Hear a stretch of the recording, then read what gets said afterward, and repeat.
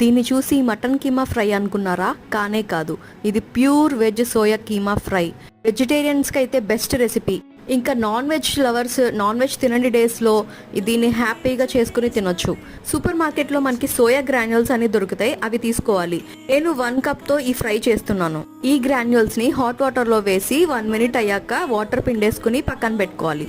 Stove మీద heat అయిన కడాయిలో ఆయిల్ వేసి బిర్యానీ స్పైసెస్ కూడా వేసి ఆనియన్స్ పచ్చిమిర్చి వేసి ఫ్రై అయ్యాక టమాటాస్ అల్లం వెల్లుల్లి పేస్ట్ కూడా వేసి ఫ్రై చేసుకోవాలి. ఆ తర్వాత మనం పక్కన పెట్టుకున్న గ్రాన్యూల్స్ కూడా వేసి కొంచెం ఫ్రై అయ్యాక తగినంత పసుపు, ఉప్పు, కారం, గరం మసాలాస్ కూడా వేసి మంచిగా ఫ్రై చేసుకోవాలి.